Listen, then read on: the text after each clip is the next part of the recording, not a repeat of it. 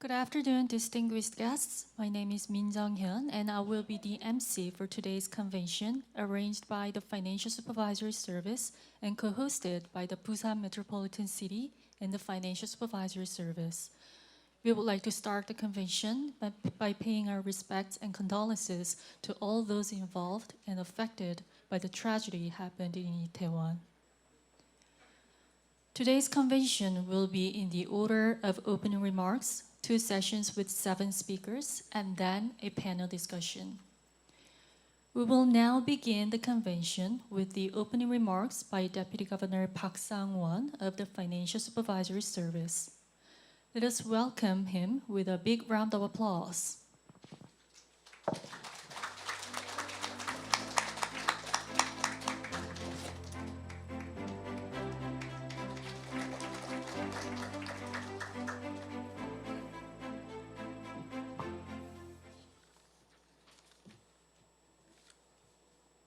안녕하십니까.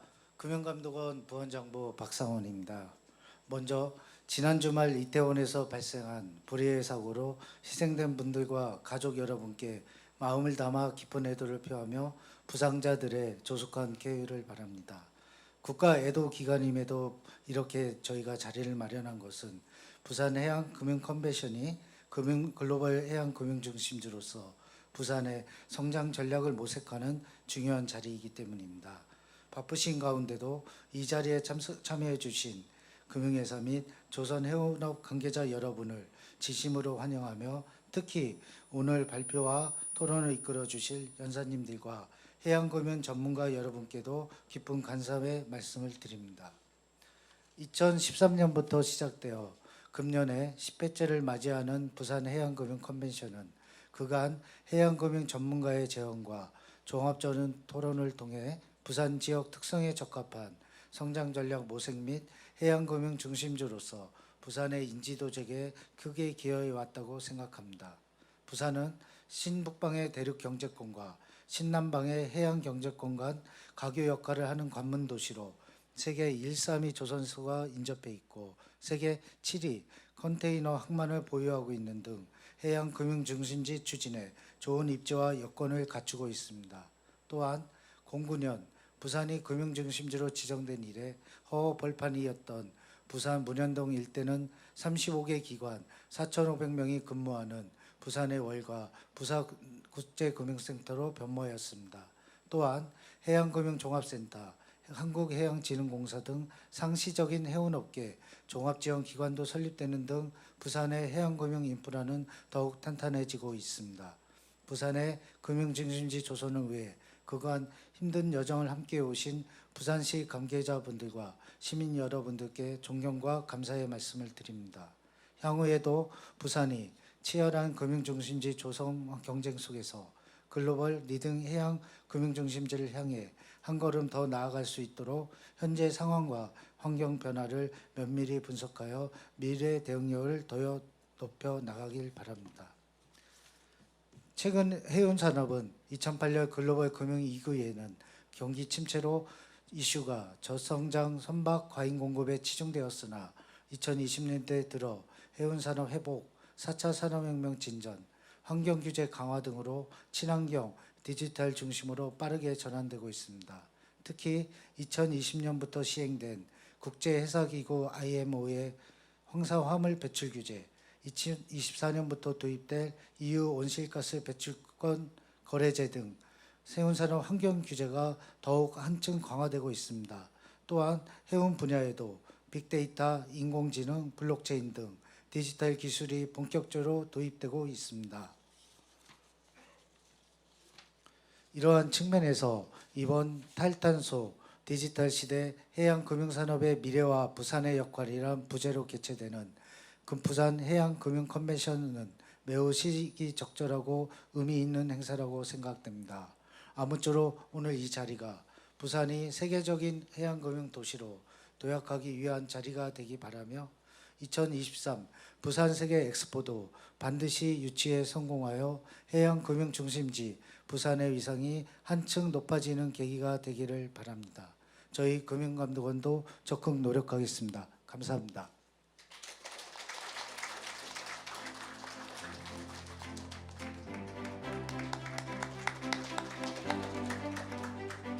Thank you, Deputy Governor.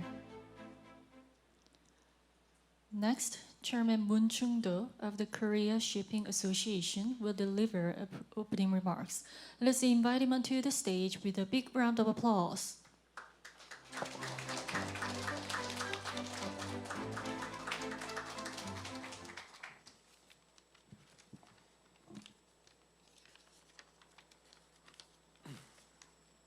안녕하십니까. 한국현지업 회장 문충도입니다. 먼저 지난 주말의 믿기지 않은 사고로 온 사회가 충격과 비통함에 빠진 지금 꽃다운 나이에 영면하신 희생자의 명복을 빕니다. 또한 몸과 마음에 큰 상처를 입으신 분들의 쾌유를 진심으로 기원합니다. 아울러 모두가 슬픔을 나누는 추모의 시간 중에서도 힘겹게 오늘 행사를 개최하여 주신 금융감독원을 비롯하여 내외 기빈 여러분께 깊은 감사의 말씀을 드립니다. 다들 아시다시피 해운산업은 기간산업 분야에 사용되는 산업원자재를 대량으로 수송해 오고 있으며 도소지역의 유일한 교통수단이자 각종 생필품 수송을 담당하는 명실상부한 국가물류의 대동맥이라 할 수 있을 것입니다. 이처럼 중요한 역할을 하고 있는 해운산업이 도로 대비 온실가스 배출량, 사회적 비용 절감의 친환경 운송수단으로서 더욱 주목받으며 또한 고금리, 고환율, 고물가로 인한 경기 침체를 비롯하여 선박 도입에 따른 금융비용 등 경영 환경상 어려움에 대한 극복 방안을 모색하여 보다 큰 도약을 도모해야 할 시점일 것입니다. 그런 점에서 전 세계적 친환경 기조 강화에 따라 변화를 겪고 있는 해양금융시장의 최신 동향을 살펴보고 해운산업의 발전을 도모하기 위한 오늘 토론회는 무척 큰 의미가 있다고 생각합니다. 모쪼록 오늘 이 자리가 해양금융산업의 미래를 구체화하고 해양금융 중심지인 부산의 발전 방향을 공고히 하는 뜻깊은 시간이 되기를 기원합니다. 끝으로 다시 한번 이태원 참사 희생자들에게 깊은 애도를 표하며 유가족분들에게도 깊은 위로의 마음을 전합니다. 또한 오늘 참석하신 내외 기분 여러분들의 가정에 건강과 행복이 함께하기를 기원합니다. 감사합니다.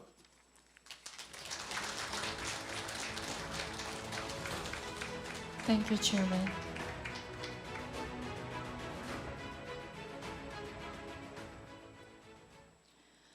We will now begin Session 1 of the Busan Financial Hub Convention on International Maritime Finance.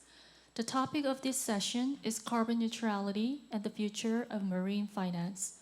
For this session, Mr. Manolis Kavousanos, professor at Athens University of Economics and Business, will deliver a presentation through a video on the screen. The recording unfortunately has some static noise on the background, so if you experience trouble understanding him clearly, please see the English subtitles, and for interpretation into Korean, please use the receiver on the table. Hello, good morning everyone.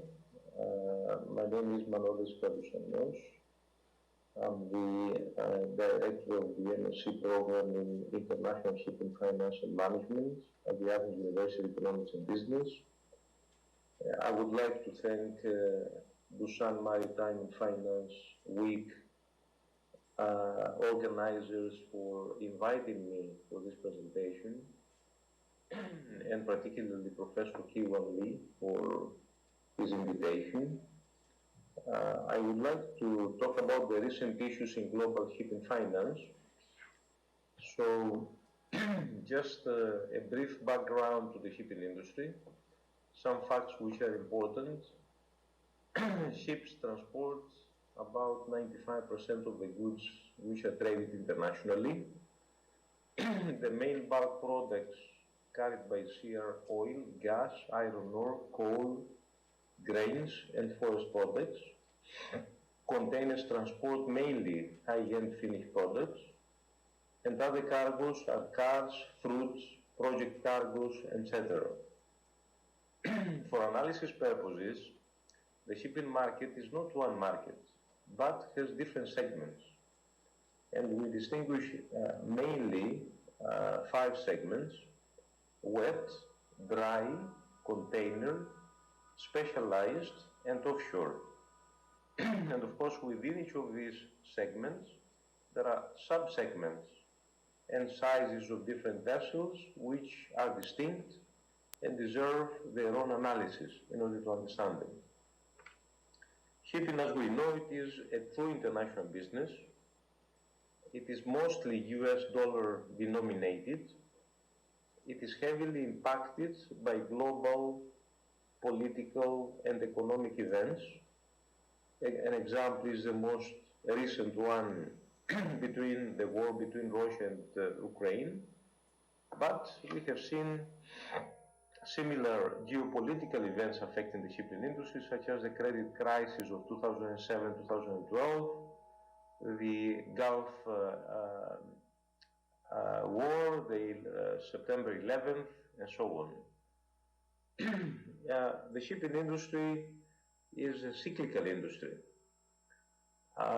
Essentially, what happens is that we have periods where we have a trough, we have a recovery, we get to the peak, then there is a correction until we get to the next bottom of the cycle, and this continues.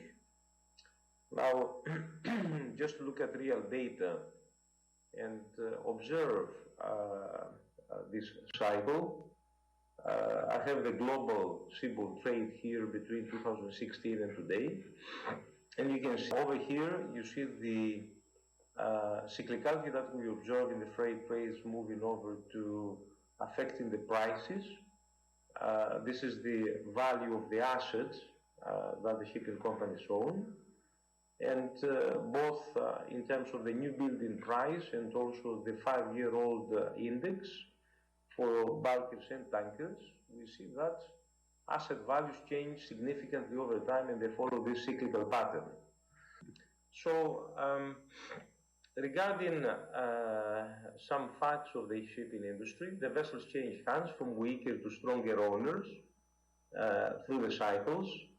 Around 85% of the shipping company's net worth is tangible assets, the vessels. And shipping is a capital-intensive industry, and this is where shipping finance comes into. There are approximately 200 public shipping companies, but most companies are private. These public companies represent approximately 35% of the world fleet and 35% of the world order book. There is a global ship finance market with a portfolio of approximately $475 billion.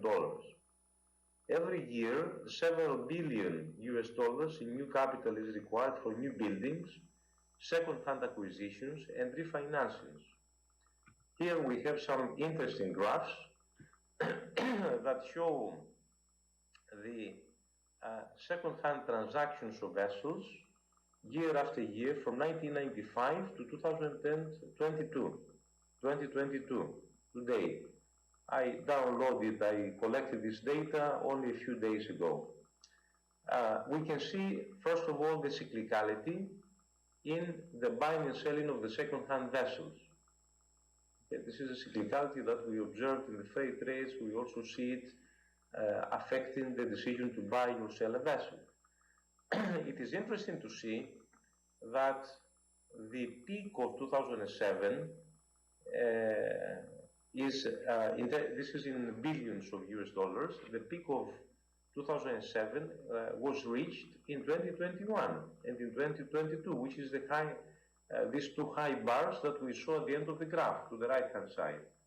And 2022, bear in mind, the data concern only up to the September or half of October.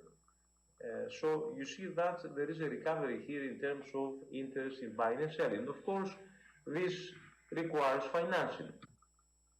New building investments. Here we have similar cyclical pattern. We have the 2021 and 2022 recovery, if you like, but never reached the levels of 2006, 2007, 2008. They're far behind that. And there are reasons for this, for which we can talk about later. However, just by looking at the previous graph and the current graph, we see that we're talking about 100 billion US dollars in new buildings and about 45 billion of US dollars of required financing at the moment. Now, banks dominate the lending to the industry. Mortgage bank debt to ship-owning companies, backed by corporate and personal guarantees, is the most common finance type. And you see that the financing of the top 40 banks lending to shipping here. Now, where does shipping finance come from apart from banks? Also, it comes from capital markets. We distinguish between three different sources: money that come for shipping IPOs, for shipping bonds, and for shipping follow-ons. We can see that the shipping IPOs are almost zero over the past years. There is a substantial amount raised with shipping bonds.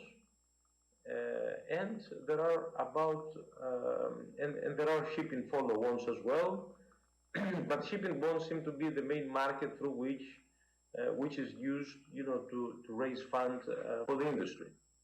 High opportunities there. What are the opportunities and the challenges that the shipping industry is facing? Looking at the recent events, we see that the trading patterns are changing because of the Russia-Ukraine war and the energy export sanctions which are imposed. And we see the Russian oil, instead of coming to Europe and the West, is heading towards China. There are opportunities as a consequence in LNG vessels due to the increased demand to import LNG by Europe after the sanctions that they imposed in the Russian gas to come to Europe, and the problems that we have seen there. There are factors, certain factors which are creating uncertainty for investors. What are these factors?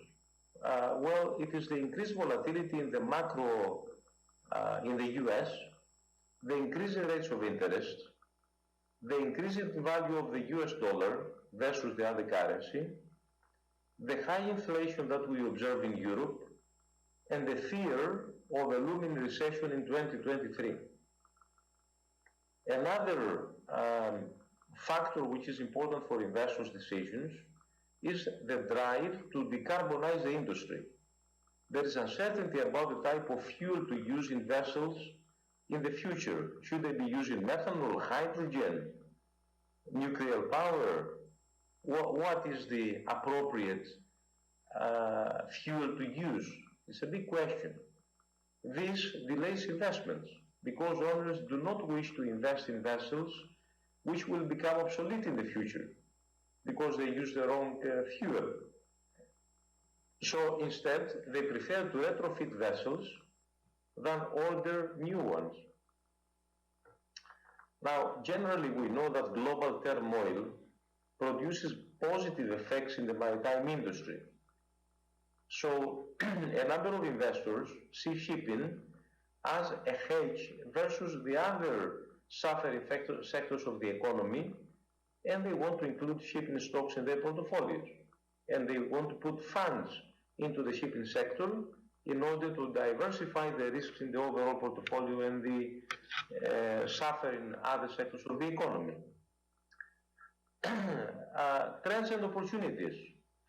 A lot of liquidity is available in the markets. This may lead to overinvestment and possibly create oversupply in the market and therefore reduce rates and prices. It is a possibility. There is pressure to the banks by investors and regulators to direct funds into green and sustainable projects along the ESG principles, taking into account environmental, societal, and governance issues. So companies, if they choose to do this, they have to follow certain KPIs to meet the requirements in order to receive discounts on the spreads that they are charged on loans and so on.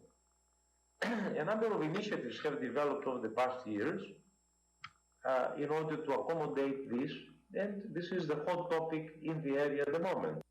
Here, I have a couple of figures, 3 figures actually, that show the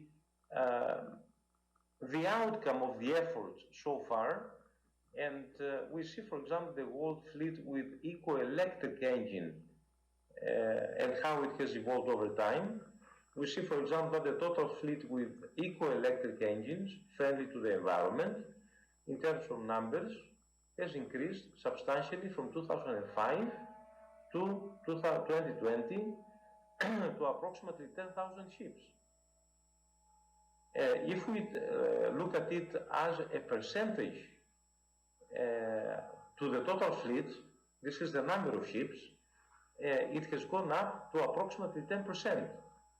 But more importantly, if we look on the graph on the right, the total fleet with eco-electric engine in terms of percentage of the dead weight has gone up to 40% in terms of carrying capacity of the vessels. Now, this means that there is a lot of room for more investment and more financing towards this kind of projects. And this is where the capital markets and the banks can play a significant role. Finally, I have here the green issuances of bonds and loans from 2020 until September 2022. So we have seen some activity here, and I can only conclude by saying that this is a hot topic for the industry. We will see more of resources directed through green finance issuances, and of course, shipping finance will play an important role in all this. In saying all this, I want to thank you once more for inviting me, and I wish you to have a very good conference. Thank you very much once more.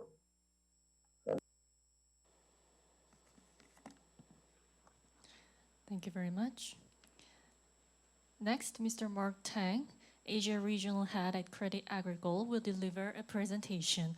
Let's welcome him with a big round of applause.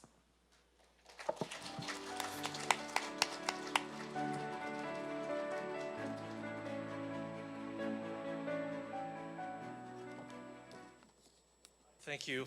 Thank you very much. Thank you to the event organizers, my fellow speakers, distinguished guests, ladies and gentlemen. It's a great honor to be back in Busan to be delivering a presentation for the Financial Hub Convention on International Marine Finance. I like to say that there are a lot of familiar faces in the crowd, but really you're just all familiar eyes at the moment. So it's great to be talking about my favorite subject, as some of you already know. I've been coming to this for, I think, something more than 10 years. Not just for bankers, but also to see fellow industry experts in the shipbuilding space, and also in the ports and logistics space. So this is a great place to be talking about shipping. So let's get started. A little about where I'm coming from. Crédit Agricole is my professional home for the last 25 years. And we are a bank that's been financing specialized shipping for over 40 years. We have a portfolio of about 1,400 ships spread out over 7 dedicated shipping centers. And right now our portfolio is about $13 billion, which sounds like a lot, but I will show you really is not. Through 7 offices that I mentioned earlier, there are 40 shipping experts or professionals like myself, and we cover about 200 active clients from time to time. And in various ways, we support them in ECA loans, in covered bonds, in syndicated loans, tax leases, anything that our client needs to help fund their ships. So you're saying, the 40 of us, what's been on our mind recently? I asked my daughter to create a word cloud for me, and this was the shape she chose for bankers. And the answer is there are a lot of things on our minds at the moment. It seems like you can't get past page 3 of Lloyd's List or Trade Winds without seeing all of the words that you see on the little piggy. But in trying to organize some of that chaos, I think I will focus mainly on 3 things, which is the financial market state, that's interest rates and shipping finance capacity. The second thing we'll talk about is green regulations. And then finally, I hope to put all that together and try to describe what kind of funding gap that the shipping industry is facing. So firstly, let's talk a little bit about interest rates. What you see here is the 10-year market yield on US Treasury. And this is for the last about 30 years. So I think for most of us in this room, not to give my age away, all of our careers have been spent with interest rates oscillating between 0 to 5%. And we are only in the very recent 2 years seeing a great interest rate surge. So a lot of our borrowers are understandably a little bit worried. Will interest rates, like Superman, go up and away? Or are we going to see a correction in the future? And I think geopolitical risks aside, I think if you just look at it from an economic perspective, a lot of people point to inflation as the reason why the Fed is tightening interest rates. And sure, that's fair. A lot of that has been caused by COVID-related subsidies provided by the US government, something like $6 trillion US dollars, or 18,000 US dollars for every man, woman, and child in the US. And that's a lot of money that's just being stashed away at the moment. We don't see that extra saving being used up or consumed within the next 12 to 18 months. So probably through this Christmas season, through next summer, even to next Christmas, people will be spending that money. And that is what's been propping the markets up in terms of keeping the consumption over the rate of production. And that's what's been surprising the Fed, and that's why the rates have been rising up and away. So if we peg this interest rate environment to inflation, what is our expectation at the moment? This is the 5-year inflation expectation rate, is what the economists expect inflation will be. And you'll see this tracks in a much narrower range. We're only looking at between 1% and 3%. So for the last 10 years, people have not expected inflation to run away. And most importantly, today, we do not expect 5-year inflation to run away. So in other words, people expect, or the market expects, that the Fed, the US government, will be able to hold inflation in check. Interesting thing you see here is that in 2020, when inflation expectation was very, very low, we also had very low interest rates. So keep that in mind. We had real negative interest rates at that time, as we go to the next graph, where we try to put everything all together. This is the forward interest rate curve of 3-month term SOFR, which is what we most quoted today for shipping finance. And not to get a bit technical, but this is what the market expects at every point in time between now and 2033 to be the prevailing interest rate. Now, immediately you see that, okay, sorry, it's gonna get a bit worse before it gets better for our borrowers. The current rate of about 4% is expected to increase to about 5%, but after that, it is expected to fall back down in a long tail, this kind of L-shaped curve that will level out at around 3.5%. And now, again, I can hear my clients saying, wow, that's still a bit high. We're used to 1%, we're used to 1.5% interest rates. Mark, what's going on? Well, why are you telling us not to worry? And this, I want to go back to the previous graph about inflation expectations, right? We're not expecting zero or minimal inflation. There will still be a slight inflation of 2.5%. So if we put that together with the 3.5% of nominal interest rate, we're really looking at about 1% of real interest rate expectations. So hopefully the inflationary benefits on the assets of our clients can somewhat offset this kind of increased cost of debt. Okay, so we talked a little bit about interest rates. We think not too much to worry about there. But what is really worrying us as shipping bankers is actually capacity. You see in the previous presentation, I think the professor talked about a little bit. But if we go back in time, in 2008, you saw that the banking capacity, and this is just debt, was about $350 billion for shipping. This was a while back for some of us, and I like to just immediately point to the kind of unevenness in the graph. It was more concentrated in 5 or 6 European banks. Some of them had portfolios of 50+ billion US dollars. After the financial crisis, the playground kind of evened out a little bit. I think the top 5 banks shrunk their portfolio by about 100 billion US dollars. So things looked a bit more equal. We also started to see the emergence of new players making up some of that funding gap left by the giant European banks who left. And fast forward to today, the playing ground is still relatively even. I note that the ECAs, the leasing companies, they have all stepped up and matured in filling this gap. And of course, by ECAs, I also like to pay respect to the Korean policy agencies, KXM, K-SHO, and more recently KOBC, who have really stepped up to provide a strong commitment to the market. And that is expected to continue. But to our borrowers, I think the concern today is not only where the money will come from, but how green it has to be.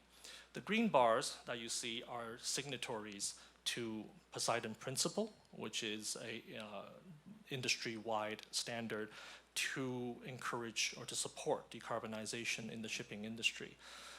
And you'll see that the top 20 banks, just short of the Chinese banks, have all signed it. I think the 4th bar, KfW, has also recently signed it, so that should be another green bar for us. There are 30 in total.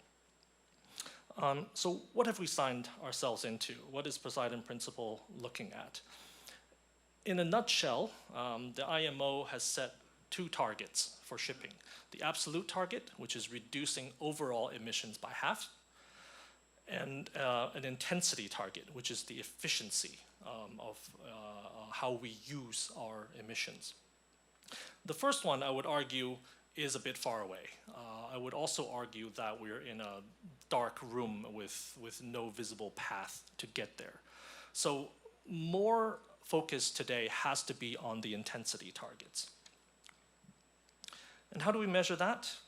Shipping isn't like power plants or a steel mill. We don't have a single value of output. What shipping does is move a certain amount of things over a certain distance.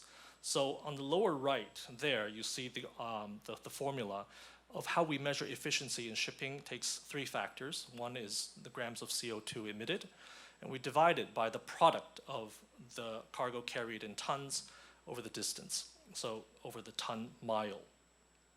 Now, for CACIB and my fellow bankers who are serious about decarbonization, we will look at this factor very carefully. And this commonly is referred to as the CII, the Carbon Intensity Indicator. And how will banks look at it? Internally, we're building what is called the CII resilience model, which is over our portfolio, let's say, of 1,400 ships. We aim to look at every single one of them and every single one of our clients, so that we know exactly where they are on this increasingly stringent regulatory curve. And keeping in mind, that curve is going to become more strict over time as well for all the ships at different rates. So that's my very short look on green regulation. But you're asking, so where does that take us? Well, I think this takes us inevitably to a massive renewal of shipping assets. Why is it so massive? Well, the reason why it's so massive because it hasn't started yet. The major challenge we look at is the current fleet. Out of 70,000 ships, only 5% are what is called alternative fuel capable. And that is, that leaves a lot of room. Alternative fuel today, we talk about LNG. We talk about it being capable for other things, but being capable is not being done. Right now, 5% of LNG is still carbon-based fuel. Really, only 0.5% of ships are using what we call zero-emission, battery fuel. So that's the first problem. The second one is who's going to build that the shipbuilding, the ships that will replace the current generation. There were 320 shipyards active in 2009. There are 119 today by our count. Korea obviously will play a major role. I don't need to tell this audience that. But Korea will not be able to do it alone due to the scale and the technical coordination that will undoubtedly be needed. So in terms of real decarbonization, the real biggest challenge is we don't have a scalable fuel at the moment. All the improvements that we've talked about earlier, eco-engines, scrubbers, they are still talking about a reduction of using carbon fuel. They remove sulfur, but they don't really remove carbon from the atmosphere. And ammonia, hydrogen, methanol, battery, they're still quite a few years away. And not only in terms of time, but there are also billions, if not trillions, of infrastructure investment away. So to bring all that to market, we expect maybe $30 to $90 billion of infrastructure. This is in addition to ships. Just infrastructure development will be $30 to $90 billion a year over the next 10, 20 years, assuming that we have the technology. And of course, the more we postpone this technological breakthrough, the more investment will be needed. So these are all the things that are problems, but what are the things that we can actually focus on? Well, as banks, we don't have a crystal ball, but we tend today to focus on two classes of assets, which we think will be very interesting in the shipping space. The first one is LNG tankers. That's nothing new, but we have to remember not all LNG tankers are built equally. There is already an accelerated phasing out of older tonnages, which run on marine fuel. On top of that, we believe FSRUs, floating storage and regasification units, will also become important in the new building sector because of the lack of onshore infrastructure I talked about earlier for LNG. Secondly, we also expect to see more investments in the offshore wind space. In shipping, these are support and service vessels specifically for building wind farms. This is relatively new, but we firmly believe this is the future of offshore shipping in general, because short of a complete disruptive technology like, I don't know, nuclear fusion for ships, right? Wind is really the only scalable and mature technology that we see that can feasibly generate the amount of electricity needed for ships and for creating alternative fuel for ships. So that's in the immediate future. If we try to look a little further, all we can really do is to predict trends and come up with some figures. And the immediate trend to meet the carbon intensity goal I mentioned earlier, the second one, is to replace the existing tonnage. Once the technology is in place, we need to replace all the current ships that run on marine fuel. And new technologies that come out will require infrastructure investment as well. So in the long term, the transition to clean energy, be it ammonia, methanol, and whatever, will require a complete overhaul of the industry by 2050. So as a conservative estimate, we still think that the funding gap that you see on the right-hand side will be probably too much for just our operators to cover. So we all have to step up. Banks, ECAs, policy banks, owners themselves, leasing companies.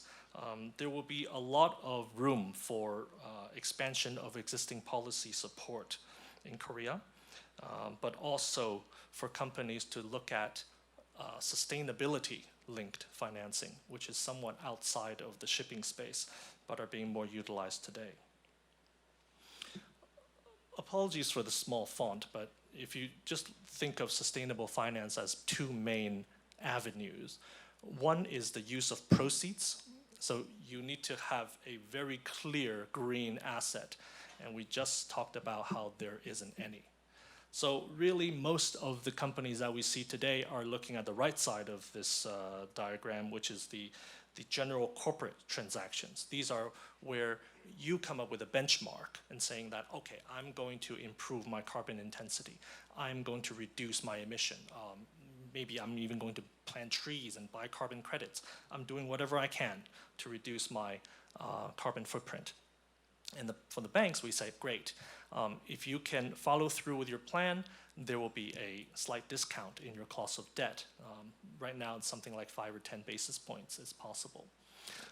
More importantly, we do not penalize. We say, if you do not meet those KPIs, we do not say, oh, you know, this is an event of default under the loan agreement. No, we don't do that because we think we're here to support our clients. We're not here to add more pressure or challenge them, but we do provide an incentive where it's possible.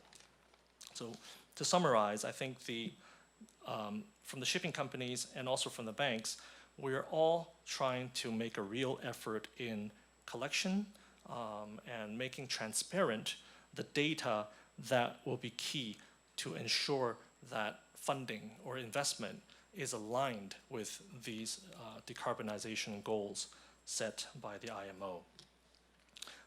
And just for some examples, you'll see in the sustainable finance space, there's still much more being done on the general corporate side, on the loan side, and there's a lot of room to grow on the bond side and the use of proceeds side. You'll see that there's still yet to be a green convertible bond or a sustainability-linked bonds. So those are the things that we as bankers, we're trying to diversify into and trying to push forward. So we talked a bit about interest rates, green regulation, and the funding gap. But there are also other things that are still on our minds in the piggy bank, so to speak. But I'm not going to go into that today, but I'll just put it here for everyone to think about. One point that I would mention is that, you know, where decarbonization is concerned, we think automation and AI tech will have a lot to contribute in that space. Because as I talked about earlier, we need to have better data. And right now, the data coming out that's being used in our CII resilience model is really back of the envelope calculations. And for some owners, that provides an unfair playing ground. If you operate a small ship, if you operate a ship that calls a lot of ports in short hops and spends a lot of time in port, if you operate a cruise ship where, you know, I think your passengers will be very upset if you just go out and run around in circles. You are right now being penalized under the CII calculations. So I think not automation per se, but just complex systems, data systems that are able to feed ship data to the regulators, to the owners, to the banks. I think that is a real factor for better data collection and better emission control overall. So that's about wraps up my presentation today. So to summarize, we talked about, again, financial markets, green regulation, and the major funding gap. In Korea, it's always good to see that we have a wonderful track record of public agencies over the last 15 years in promoting shipping and shipbuilding. And this will undoubtedly have continued role in bridging this funding gap that I talked about in terms of ECA finance, buyer's credit, covered bonds, or leasing. So for shipping, shipbuilding, and fuel infrastructure gap that I talked about, I think the public policy commitment will continue to enable the good cooperation between the builders, the owners, charterers, banks. It will enable all of us to continue to innovate, to foster, and to fund the technologies that make green shipping possible. I think only working together can we hope to achieve the decarbonization goals. So thank you very much for listening to my presentation, which I hope was interesting. I look forward to meeting all of you and discussing the other points about shipping with all the industry experts. Thank you very much.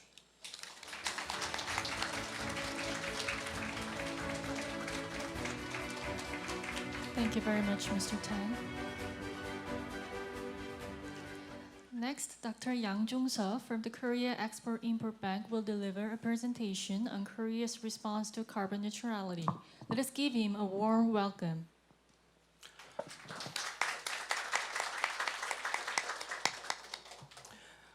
네, 안녕하십니까.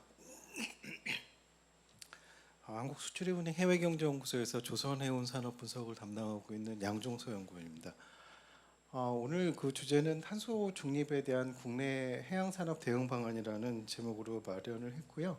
아마 여기는 지금 그 주로 금융 쪽에 이제 관계되신 분들이 직간접적으로 다 관계되신 분들이 계실 거고, 아마 산업계에 계신 분들은 저쪽 그 옆방에서 열리는 아마 KOBC에 참석하고 계시지 않을까 생각됩니다. 그래서 오늘은 지금 이제 금융 쪽에 그 종사하시는 분들께 현재 그 해운 조선 산업의 그 어떤 과제와 그다음에 그 고민들, 이런 문제점들에 대해서 조금 알려드리는 그런 시간이 될 수 있도록 좀 준비를 해봤습니다. 우선 뭐 그 앞에 지금 이제 해상 탄소 중립에 관한 부분은 뭐 워낙 지금 많이 알려져 있고, 또 여기에 이제 계신 분들도 다 이게 관여가 되신 분들이라 내용을 잘 알고 계시리라 생각됩니다. 그리고 그 앞선 발표에서도 이 내용들이 나왔기 때문에 여기 좀 간단히 넘어가고요. 그래서 지금 현재 이제 그 IMO에서 2018년에 그 발표한 그 초기 전략은 2008년 대비 그 2050년까지 이제 전 세계 탄소 배출을 50%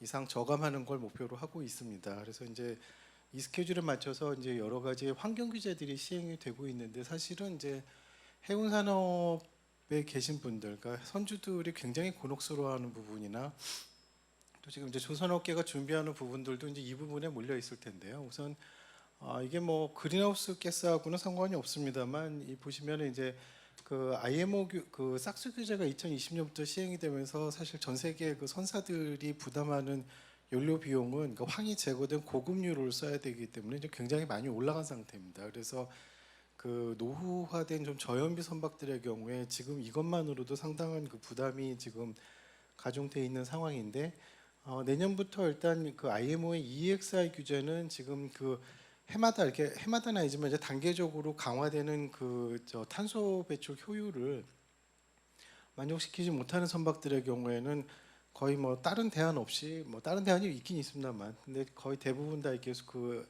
운항 속도를 감속해서 운항을 해야 되는 이런 처지에 있고요. 그래서 현재 지금 전 세계 운항 선박의 한 80% 이상이 지금 이 그 수치를 맞추지 못하고 있고, 단계적으로 이제 자기 그 정기 검사일이 도래하는 그 순서대로 이 감속을 시행해야 되는 이런 그 순간에 있습니다. 그래서 경우에 따라서는 지금 50% 이상, 지금 다니는 속도의 50% 이상 감속을 해야 되는 선박들도 있는 걸로 알려져 있고요. 그 외에 이제 CII라는 규제도 이제 내년부터 시행이 되는데, 여기는 아예 어떤 그 탄소 배출 효율을 실제 그 배출한 탄소 그 배출량을 기준으로 해서 효율을 그 등급을 내서 맞추지 못하면 아예 퇴출시켜 버리는 그런 굉장히 강력한 규제가 되고 있습니다.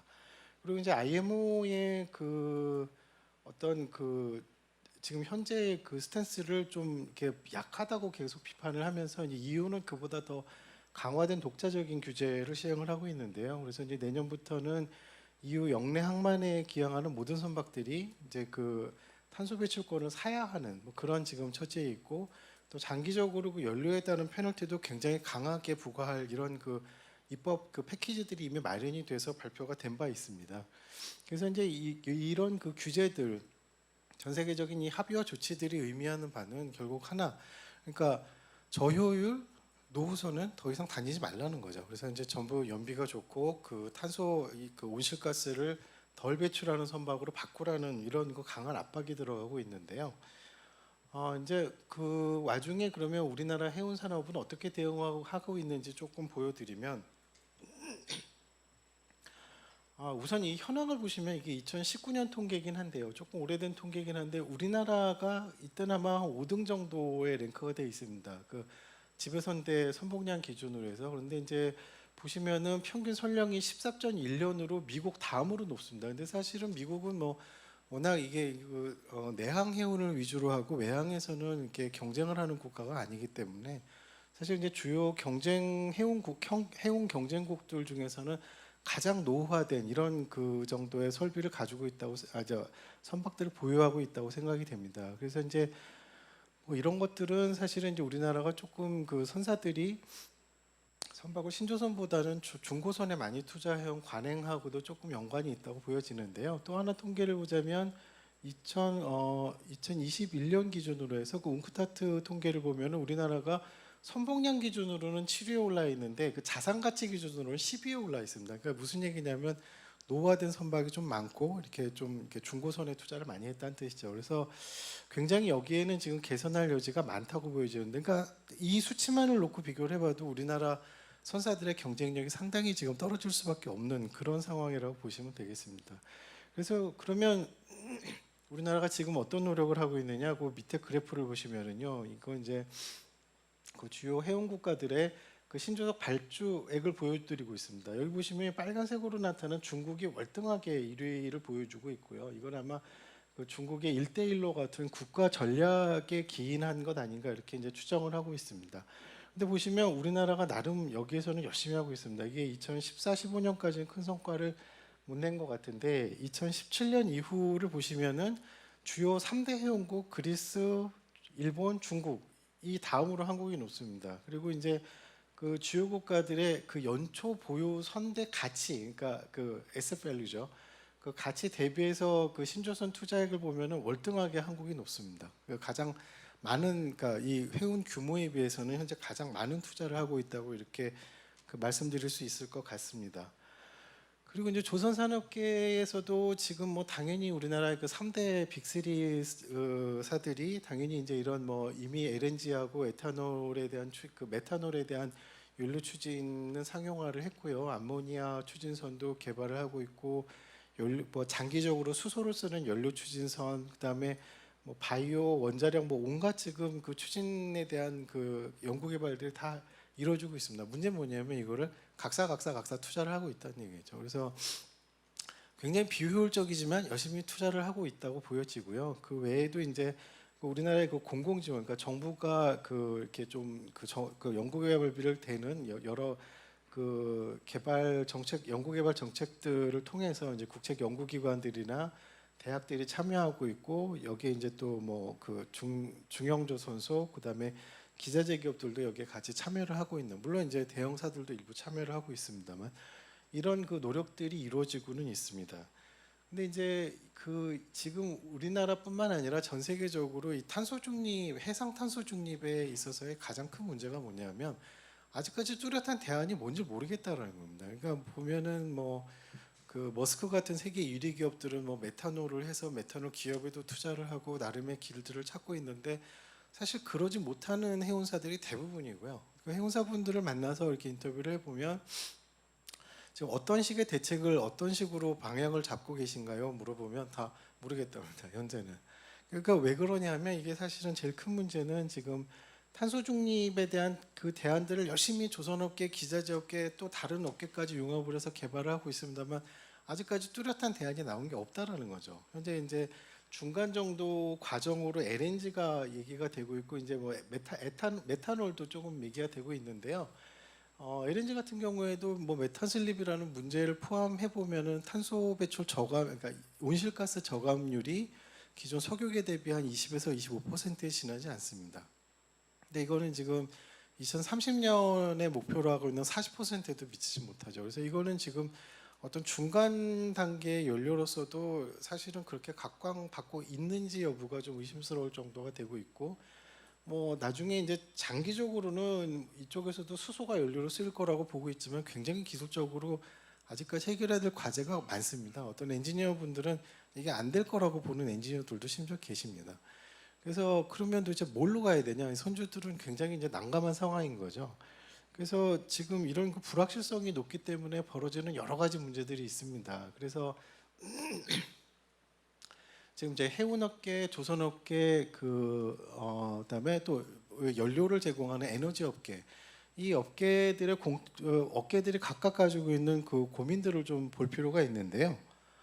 예를 들어서 해운업계는 뭐 도대체 어떤 추진 방식에 투자를 해야 되나, 무슨 연료에 투자를 해야 되나, 그래 저렇게 압박이 세니까 그래 내가 투자를 하겠어. 근데 뭘 선택해야 돼? 뭐 이제 이런 식의 그 질문들을 많이 하는데 별로 답이 없다는 거죠. 그리고 또 그 선박 투자금은 또 어떻게 조달을 해야 되지? 뭐 이런 부분들도 굉장히 이제 그 고민이 많은 겁니다. 조선업계는 조선업계 나름대로 뭐 여러 가지 방식에 다 투자를 하고 있는데 각각 개발을 하고 있거든요. 근데 이거 기껏 개발했는데 저쪽에서 안 써주면 어떡해? 그러니까 이제 사실은 뭐 정말 뭐 전념하고 개발할 수 있는 이런 쪽에도 굉장히 이제 고민이 많고요. 또 잠시만요.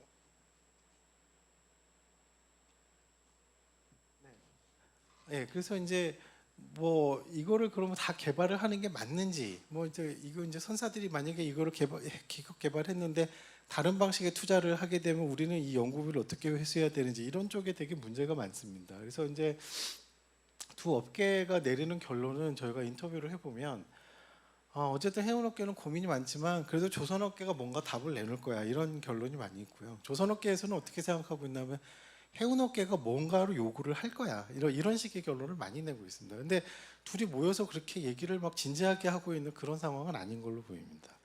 또 에너지업계는 에너지업계 나름대로 고민이 있는데 자 지금 보시면 전망에서는 LNG는 한 20년 쓰다가 아마 수소로 넘어갈 거야 이런 전망이 있는데 그러면 우리가 20년을 위해서 저 벙커링 설비에 다 투자를 해야 되는 거야? 뭐 이런 질문을 하고 있고요. 그러면 그러면 우리가 투자를 한다고 한들 LNG, 아모니아 이런 연료들이 그럼 과연 우리가 경제성 있게 될 수 있나? 그 이 값을 매겨놓으면 해운사들이 이걸 연료로 살까? 그러면 이 값을 가지고 이 연료가 제공이 되면 해운사들이 과연 이 배를 건조를 하기는 할까? 이런 문제들이 있는 겁니다. 그래서 일부 그 에너지 업계 사람들이 얘기를 들어보면 이참에 선박 연료는 접어버리지 이런 식의 고민들도 한다는 겁니다. 그래서 이런 것들이 지금 상당히 심각한 문제라고 보여지는데 한마디로 말씀드리면 지금 이 해상 탄소 중립은 거의 답 없이 굉장히 혼란한 상태로 흘러가고 있다라는 거죠. 다른 나라의 경쟁 국가들의 사례를 보면은 중국 같은 경우에는 일단 굉장히 거대한 국가 전략에 의해서 움직입니다. 1대1로 사업 전략을 2013년에 이제 그 발표를 했고요.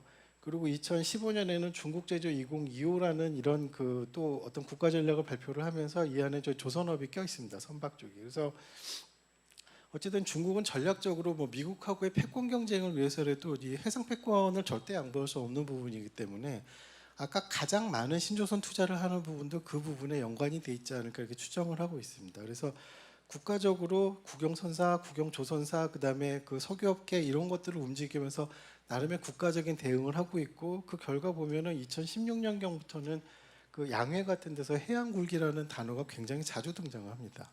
일본 같은 경우에도 일본 정부가 이제 이 해사 클러스터라는 조직을 소집을 해서 여기에 뭐 해운사, 조선사, 기자재사, 각종 회사 기관들, 뭐 연구기관들이 다 모여서 이렇게 할당을 받고 자기 임무를 수행하고 이런 그 굉장히 조직적이고 효율적인 업무를 수행하면서 여기에서 정책도 같이 연구를 하고 전략도 마련을 하고 국제사회에 나가서 자기네 주장을 관철시키는 이런 역할들을 합니다. 지금 현재 한국이 이런 체제에 비해 보면 굉장히 뒤처져 있다는 게 문제죠. 그래서 저희가 생각하는 그 키워드는 이 지금 대응에 뭘 해야 될지도 이제 어떤 방향으로 가야 될지도 모르겠는데 그 여기에서의 키워드는 뭘까? 바로 협력입니다. 근데 현재 한국 사회에서 협력의 그 분위기가 많이 일어나고 있지는 않습니다. 그래서 지금 이런 그 사실 지금의 상황은 조선업계, 해운업계 전부 다 위기입니다. 이게 지금 굉장히 고비용으로 가야 되는 거거든요. 누가 탄소 배출 안 하는 거 몰라서 안 하는 게 아니고요. 좋지 않아서 안 하는 것도 아니고 기술적으로 솔루션이 없는 것도 아닙니다. 근데 왜 못하냐 하면 결국 고비용 사회, 고비용 구조로 가야 된다는 이런 문제이기 때문인데 이게 이제 해상에서도 마찬가지라는 거죠. 그래서 이런 그 고비용 구조를 어떻게 이제 이행을 할 거면 어떻게 그 전 세계가 받아들이고 이거를 이제 우리가 그 어떤 안정적인 구조로 가져갈 수 있나라는 문제에 대해서는 이건 경쟁할 문제가 아니고 협력을 해야 될 문제라고 보는 겁니다. 하나 예를 들어서 이제 조선산업 내에서의 그 업계 내의 협력을 좀 들어보자면 사실은 너무 개발비가 많이 들기 때문에 그리고 조선업계가 별로 이렇게 상황이 좋지도 않습니다. 올해까지 계속 적자고요. 굉장히 누적된 적자가 많습니다. 그래서 이런 적자 상황에서 좀 공동의 기술 개발을 하고 그리고 공동 기술 개발한 거에 대해서는 좀 표준화해서 비용을 그 R&D 비용도 절감을 하고 같이 실증선을 구축해서 중요한 테스트에 대해서는 공동으로 이걸 협력을 해나가면서 정부에다가도 좀 당당하게 이거는 탄소 배출을 저감 위한 거니까 돈을 좀 내놔라 뭐 이런 식의 어떤 지원 요구를 할 수 있을 것 같고요. 해운업계 역시 지금 이 혼란한 상황에서 각사가 답을 내놓을 수 있는 건 전혀 없습니다. 그렇기 때문에 결국은 업계 내에 그 공동 대응을 통해서 연료 운용 전략을 어떻게 수립할 것인지 그리고 경우에 따라서는 같은 노선을 운항하는 선사들끼리는 그 공동으로 선박을 표준화된 선박을 발주를 해서 그 또 비싸진 선박의 비용을 저감하고 뭐 이런 정도의 노력들이 필요하지 않을까 하는 겁니다. 그리고 이제 당연히 산업계 간 협력도 필요하죠. 조선해운업계 간에는 어쨌든 내가 이걸 개발하면 선사가 써줄 거야라는 확신이 들 때까지 조선사하고 해운사들의 그 어떤 그 기술적인 리스크를 최소화하기 위한 그 장기 개발 전략이 수립이 돼야 되고요. 경제성 같은 것들도 같이 검토를 하면서 가장 경제성 있게 운항할 수 있는 선사들 입장에서 그런 방안이 뭔가들 이런 것들을 같이 도출을 해나가야 됩니다.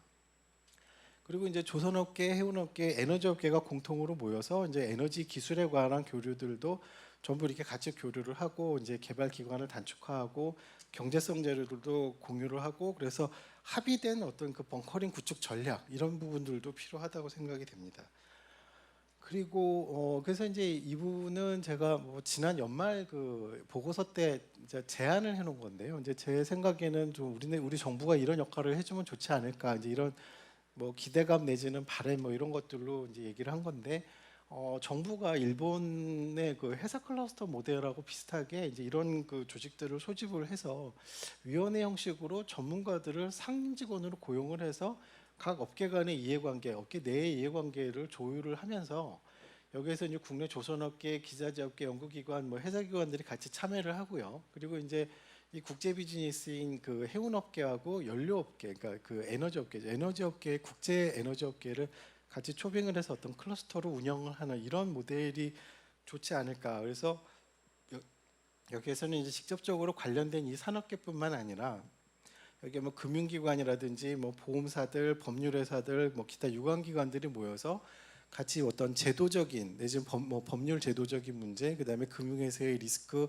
금융상품 개발 또 각종 여러 가지 관련된 문제들을 같이 연구하는 이런 논의기구가 있어야 되지 않을까 싶다는 겁니다. 그래서 이런 그 협력 분위기가 뭐 전혀 없는 건 아니고요. 뭐 여러 가지 이제 뭐 각사별로도 자기는 고객들하고도 같이 얘기를 하고 그다음에 일부 회사들끼리 모여서 얘기를 하고 이런 그 모임들도 있는 걸로는 알고 있습니다. 근데 아직 좀 부족하고 이게 어떤 좀 이렇게 논의가 이렇게 좀 오픈되고 이제 거대 어떤 담론이 형성될 수 있는 이런 부분이 필요하지 않을까라는 겁니다. 그래서 뭐 처음부터 끝까지 드리고 싶은 말씀은 이제는 좀 협력이 필요할 때다. 산업계 간 그다음에 또 이 해운 조선 산업뿐만 아니라 여기에 이제 뭐 금융사나 이제 법률회사 같은 이런 기관 이런 부분들까지 모이고 정부가 이걸 정책으로 이렇게 그 입안할 수 있는 이런 그 논의의 장이 조성돼야 되지 않을까라는 게 오늘 드리고 싶은 말씀이었습니다. 네, 이상입니다. 감사합니다.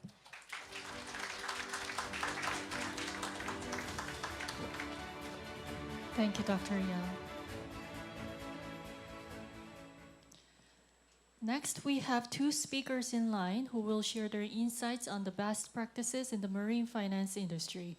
First in line is Mr. Kim Se-hwan, Director at Hanwha Investment and Securities, followed by Professor Lee Ho-sun from Catholic University of Busan. Ladies and gentlemen, please welcome Mr. Kim Se-hwan with a big round of applause. 네, 안녕하세요. 금일 선박금융 우수 사례를 발표하게 된 하나투자증권 글로벌 ESG 사업부의 김세환입니다. 참고로 좀 이제 저희 그 기존 발표하기로 했던 김국성 사업부장께서 오늘 좀 중대한 과정사로 인해 부득이 제가 좀 발표를 하게 된 점 널리 양해 부탁드리겠습니다. 저는 개인적으로 현대중공업그룹 하이투자증권 선박금융팀 팀장을 했었고요. 그리고 과거에 이제 K마린이라고 하는 운용사에서 투자운용실 이사를 했고, 여기 이제 하나투자증권으로는 2020년에 조인해서 지금 이제 이 선박이라든가 교통자산에 좀 투자하는 역할을 하고 있습니다. 오늘 먼저 그 근본 행사를 준비해 주신 금융감독원 관계자 여러분, 그리고 널리 참석해 주신 국내 기빈 여러분들께 감사의 말씀을 드립니다. 주제 발표에 앞서서 저희 하나투자증권 글로벌 ESG 사업부의 딜 크레덴셜을 간략하게 소개해드리면, 저희는 하나그룹 내에서 주로 해외 우량 인프라 자산들을 딜 소싱해서 직접 투자하고, 그리고 금융상품으로 만들어서 공급을 하는 그런 디스트리뷰터 역할, 그리고 더불어 자금 모집이라든가 금융주선 등의 어드바이저리를 겸하고 있는 투자은행으로서 인프라 및 선박, 신재생에너지 및 ESG 투자 분야에 특화된 하우스로 자리매김하고 있습니다. 특히 저희 사업부는 2018년 인프라 금융팀으로 발족해서 총 4년간 매년 3천억에서 4천억 내외의 이제 프로젝트를 인수 및 투자해 오고 있고요. 주요 투자 자산으로는 뭐 터미널이라든가 도로, 유틸리티, 사회 기반 시설 등의 이제 전통적 인프라 자산을 포함해서 최근에는 이제 해상풍력 및 태양광 발전 등의 재생에너지, LNG 터미널 및 LNG 선박 등 저탄소 에너지원을 취급하는 다양한 ESG 자산들에 투자해 오고 있는 인프라 전문 투자팀입니다.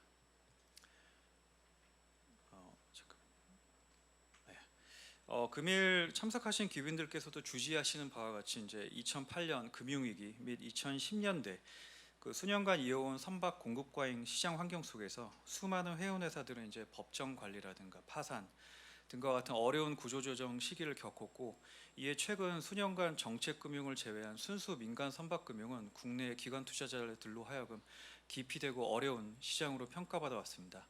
그럼에도 불구하고 근본 당사가 클로징한 이제 LNG선 선박금융은 이러한 어려운 시장 환경 속에서도 이제 국내 건조사와 무역보험공사의 이제 ECA와 함께 해외 소재에 있는 해운회사에 대한 그런 투자였기 때문에 이게 몇 년 만에 이제 순간 민간 금융에서 해외 투자가 유치되었기 때문에 더 큰 의미가 있다고 할 수 있겠습니다. 당사가 근본에 수상한 마린머니 딜 오브 더 이어는 리징 분야에서 수상했고요.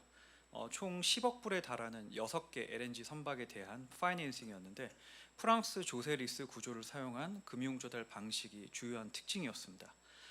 시장 참여자로는 이제 글로벌 탑 10 LNG 선사의 이제 크누센 그룹이 스폰서이자 차주로 현대중공업이 건조사로 참여했으며, 오일 메이저인 쉘사와 폴란드 가스공사인 PGNIG가 화주로 참여하였습니다.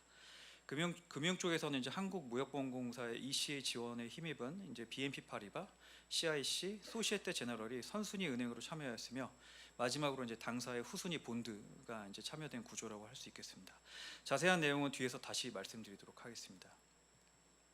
우선 이제 근본 LNG선 딜 배경을 간략히 말씀드리고자 합니다. 앞서서 이제 이제 스피커들께서도 좀 짚어주신 부분이긴 한데, 최근 이제 천연가스 시장은 커다란 이제 혼돈의 시기를 겪어왔습니다.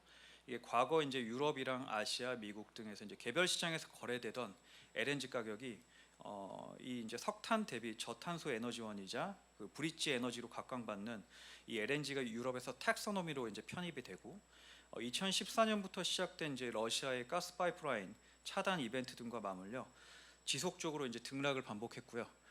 종국에는 이제 최근에는 이게 이제 그 가격 차의 이제 괴리가 이제 4배에서 이제 10배까지 치솟는 등 이 글로벌 LNG 가격은 이제 심하게 유동치고 있습니다. 물론 이러한 가격 괴리는 다행히도 조금씩 최근에 완화되고 있으나 우리나라와 같은 이제 LNG 순수입국들이 존재하고 러시아산 이제 PNG에 대한 불확실성이 지속되는 한 LNG 가격 괴리는 중단기적으로 지속될 걸로 예상되고, 그에 따라서 이제 LNG 운송에 대한 수요, 그리고 LNG 선박에 대한 수요가 계속 급증할 것으로 일단 예상되고 있습니다. 폴란드는 이제 지역적으로 러시아에 가깝게 위치하고 있는데요. 이제 다른 유럽 국가들과 마찬가지로 그간 러시아산 이제 PNG에 의존하며 2020년 기준 천연가스 소비량의 약 40%를 러시아에 의존하고 있었습니다. 근데 이제 과거 이제 수차례 계속 지속된 러시아의 정치 경제적 목적의 가스관 차단으로 인해서 에너지 안보에 대한 이제 매우 직접적인 위협을 느끼게 되었고, 결국 2017년도부터 선박을 통한 LNG 수입을 추진해 왔습니다. 이에 폴란드 가스공사이자 폴란드 가스 네트워크의 이제 97%를 독점하고 있는 이 PGNIG라는 회사는 미국 휴스턴 소재에 위치한 LNG 수출 터미널로부터 20년 장기 LNG 구매 계약을 체결하였고, 이를 운송하기 위해 글로벌 입찰을 통해서 이제 LNG 운영 선사를 선정하였는데, 이제 종국에는 이제 이번 딜에 이제 그 선사인 크누센 그룹과 LNG선 두 척에 대한 총 10년 용선 계약을 통해 선박을 조달하게 되었습니다. 그 당시 이제 저희의 차주이자 이제 차터라인 크누센 그룹은 세계 탑 10에 위치한 LNG 전문 운영 선사입니다. 이 선사의 이제 자산 규모는 1조 원 미만이고 매출액은 뭐 2조 원이 2천억이 되진 않으나 이제 100년이 넘는 업력과 그리고 세계 2위의 셔틀 탱커 운영사라는 이제 타이틀을 앞세워서 노르웨이에서 이제 최대 해운 회사로 발돋움했습니다. 더불어 이제 2000년대 돌입하면서 이제 화주들과의 장기 용선 계약을 바탕으로 한 LNG선 운영 사업을 이제 영위하고 있는데요. 좀 이제 주목할 만한 점은 이 회사는 이제 2020년도 들어서면서 이제 EU에 소재한 해운 회사들을 대상으로 한 이 프랑스 조세리스, 이 프렌치 텍스 리스라는 이 구조를 적극적으로 활용해서 장기 용선 시장에 나온 글로벌 입찰에서 승승장구했고, 결국 2020년 이후에만 무려 15척이 넘는 LNG 선을 대거 발주해서 글로벌 탑 10 LNG 선사로 자리매김했습니다. 이제 이 중 저희가 당사가 투자한 이제 LNG 선박은 17만 4천 톤 CBM, 즉 약 8만 톤의 액화 천연가스를 선적 가능한 선박인데요. LNG를 선박 연료로 사용할 수 있고 각종 탄소, 메탄 저감 장치를 구비하고 있는 친환경 선박으로서 올해 말과 내년 8월에 각각 현대중공업을 통해 인도될 예정입니다. 다음적으로 이제 당사가 금번 마린머니 딜 오브 더 이어를 수상한 프렌치 텍스 리스 관련 구조 및 개요를 설명드리겠습니다. 해당 프로젝트는 이제 LNG선 6척 규모 총 미달러 10억 불에 달하는 이제 초대형 선박금융 프로젝트인데요. 조달 방식은 크게 크누센 그룹 및 사모펀드들의 이제 에쿼티 투자, 그리고 이제 두 번째로는 프랑스 은행과 텍스 인베스터들의 이제 프랑스 조세리스 제도를 활용한 선순위 투자, 마지막으로는 당사가 투자한 이제 후순위 투자로 구성되었습니다. 당사는 이제 그 크누센과의 이제 수개월간의 논의를 거친 끝에 이제 최종 금융 조건을 합의했고, 총 600억 원 규모의 이제 투자 확약서를 발급했고, 이제 국내 자산운용사가 설립하는 이쪽이 국내에 있는 이제 특별자산 투자 신탁 구조를 통해서 이제 시니어 노트 형태로 투자가 됐고요. 여기서 이제 다시 서브올디네이트 후순위 대출 형태로 이제 투자를 하게 되었습니다. 총 만기는 이제 건조 기간을 포함하여 12년이고 선박 인도가 개시되는 3년차부터 12년까지 원금이 전액 상환되는 풀 아모타이제이션 방식의 선박금융 상품으로 이제 국내 시장에 소개한 바가 있습니다.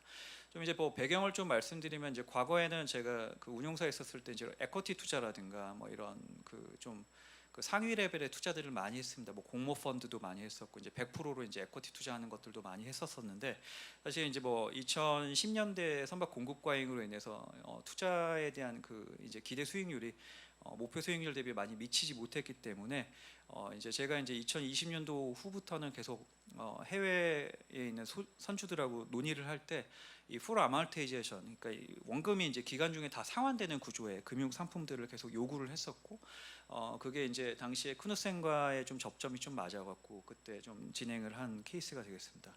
참고로 이제 그 이 마린머니에서 이제 이 딜에 대해서 저희 특히 이제 이 후순위 대출, 선순위 노트이자 후순위 대출에 대해서 이제 평가한 내용에 따르면은 이 동선박금융 구조를 완성한 투자자로서는 이제 한국의 사모사채 조달이 주요했다고 평가했는데, 이게 이제 조세리스, ECA와 사모사채가 결합된 투자 방식은 시장에서 최초로 있었던 사례라고 평가한 바가 있습니다.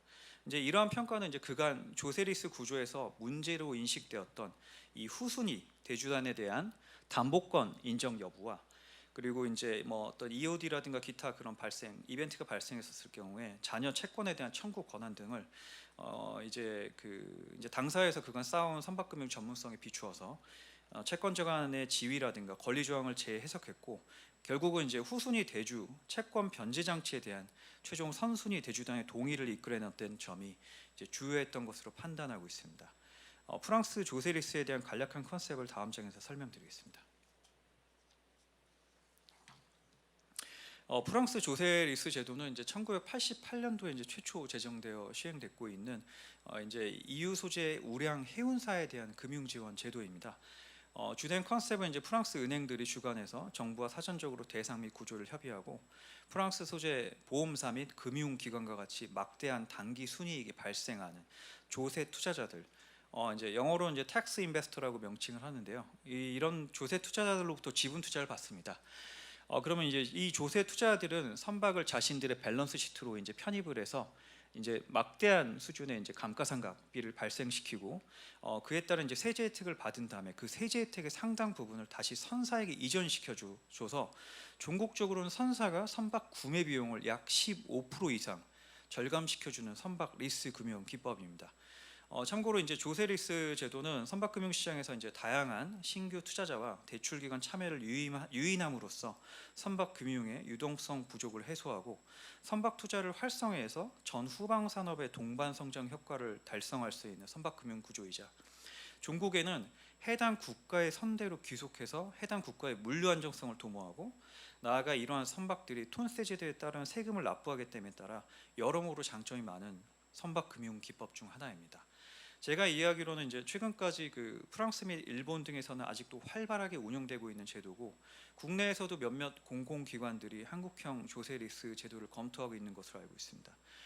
비록 제 사견이긴 하지만 우리나라도 이제 해운 강국으로 나아가기 위해서는 현재 해양진흥공사의 이제 유동성 공급자 역할도 매우 중요하지만 나아가 이런 한국형 조세리스를 통해서 한국 해운사들이 글로벌 장기 운송 계약 입찰에서 경쟁력을 가지고 승승장구할 수 있는 근간이 만들어지길 바라겠습니다. 금일 이제 성공 사례 발표를 좀 준비하면서 이제 당사가 클로징한 선박 금융에 대한 소개뿐만 아니라 이제 금일 모이신 여러 금융기관들과 같이 고민해볼 만한 주제나 최근 이슈가 되고 있는 자산들에 대한 얘기를 이제 공유해보자 했는데요. 앞서서 이제 마크탱 씨도 이제 얘기해 주신 게 이제 윈드 터바인 인스톨레이션 베슬에 대해서 이제 얘기를 해주셨어요. 근데 이제 해상 풍력이 사실은 지금 되게 각광받고 있고 그런 분야에서는 이제 기존에 이제 저희 금융기관에서는 벌크선, 컨테이너선, LNG선, 운반선 등 이제 일반적인 상업 운반선에서 이제 좀 나아가서 한국 금융기관들이 이제 앞으로는 이제 해상 풍력 발전기라든가 발전기를 설치하는 그리고 이제 운영하는 선박들에 대한 이제 그런 투자가 좀 이루어지길 바라는 마음에서 이 장표를 좀 준비했습니다. 지금 글로벌 육상 및 해상 풍력 시장은 이제 어떤 각국의 넷제로 목표를 달성을 위해서 전 세계적으로 2030년까지 연간 약 80기가와트 그리고 2050년까지 약 70기가와트의 풍력 발전기 설치가 필요합니다. 이를 이제 시장 가치로 환산을 했을 경우에 연간 400조 원 수준의 투자가 필요한 시장이고요. 이 중 글로벌 해상 풍력 시장에 필요한 연간 투자 규모는 약 216조 원 정도로 추산됩니다. 국내 해상 풍력 단지의 경우 21년도까지는 이제 정부 주도의 실증 단지였습니다. 그래서 사실 규모가 되게 마이너했었고요.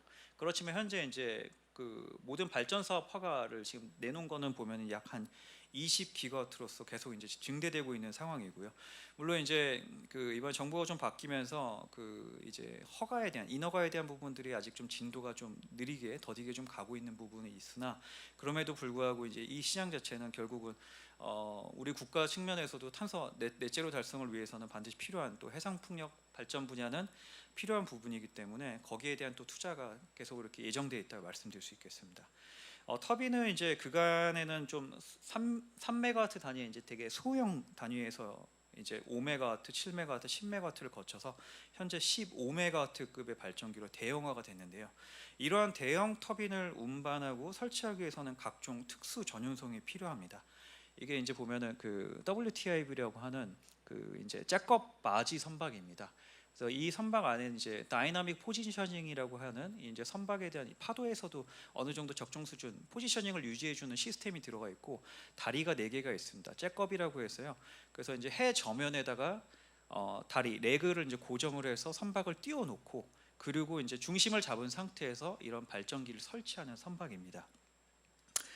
그래서 이제 국내 해상풍력 발전 사업은 이러한 WTIV 즉 이런 해상풍력 발전기 설치 선박의 수급에 따라 사업 속도가 판가름 난다고 할 정도로 이런 선박에 대한 중요성이 매우 부각되고 있고 그럼에도 불구하고 반면 이제 개별 선박 건조 가격이 척당 약 3천억에서 5천억에 달하는 고가의 장비이고 이게 일반적인 그런 컨벤셔널한 그런 선박금융과 다르게 장기용 선계약이 보장되지 않기 때문에 선박금융에 대한 조달도 상당히 이제 제한된 상황입니다. 그래서 진입 장벽이 상당히 높고 반면 그에 따라 이제 막대한 이익을 이제 향유할 수 있는 투자처이기도 합니다.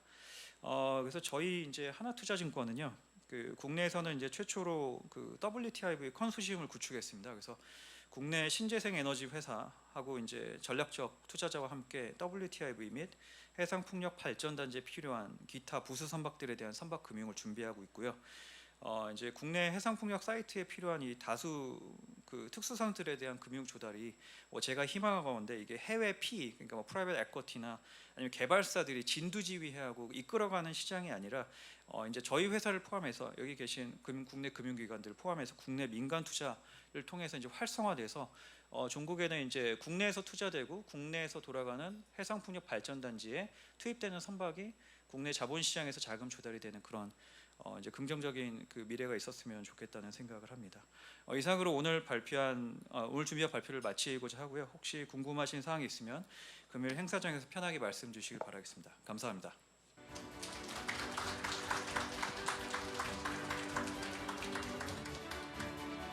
Thank you, Mr. Kim.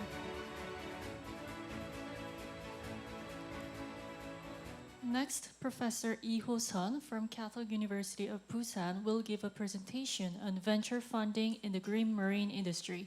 Let us give him a warm welcome.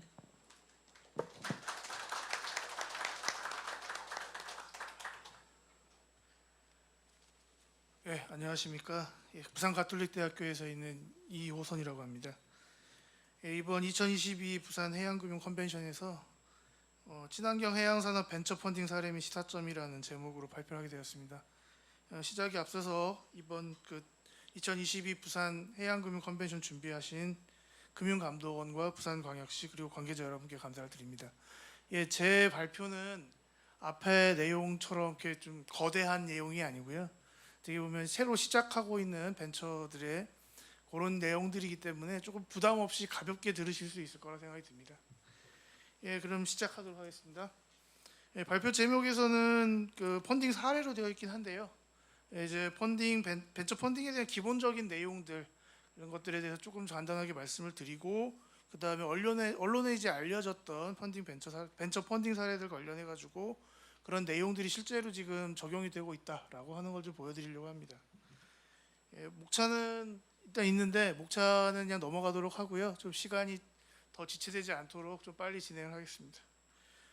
이 그림은 이제 사람 같은 경우에도 태어나가지고 성장하고 장성하고 노년기 거쳐가지고 다시 무로 돌아가는 생애 주기를 가지고 있듯이 기업도 마찬가지로 생애 주기를 가지고 있습니다. 그거에 대한 그림이고요. 이 경우에 보게 되면 그 시기마다 어떻게 보면 펀딩의 방법들이 다르다. 그거를 지금 정리를 해놓은 그림이 되겠습니다. 그래서 이제 새로운 아이디어로 그 사업을 시작하는 경우에 보게 되면 뭐 대규모 자본 가지고 출발하는 경우들도 가끔씩 있지만요. 대부분은 뭐 이제 아이디어 하나로 이제 시작을 하고 하는 이제 모험 기업, 지금 이제 벤처 기업이라고 하는 그쪽이 이제 일반적이 대부분이 됩니다. 그리고 이제 초기 창업 단계의 벤처들 같은 경우에는 이제 창업자들의 이제 개인 자금이라든가 본인의 신용, 그다음에 이제 자산, 자기가 들고 있는 자산을 담보로 해가지고 뭐 이제 집을 담보로 해서 돈을 대출 받아가지고 뭐 투자를 하고 이러신 분들이 많이 있습니다.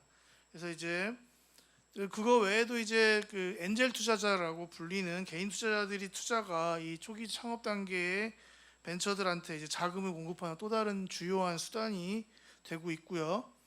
이후에 이제 최근 한 십몇 년 정도 전부터는 이제 크라우드 펀딩이라고 해가지고 그 인터넷에 이제 불확실한 다수로부터 펀딩을 받아서 이제 프로젝트를 수행하거나 P2P 대출이라든가 아니면 이제 주식 채권 같은 이제 증권 발행 통해 가지고 자금 조달을 하는 뭐 이런 형태들도 지금은 이제 꽤 많이 돼 있고 국내에서도 이런 부분들을 활성화시키려고 꽤 노력을 해서 그런 거에 대한 그림을 또 한번 좀 이따가 좀 보여드리도록 하겠습니다.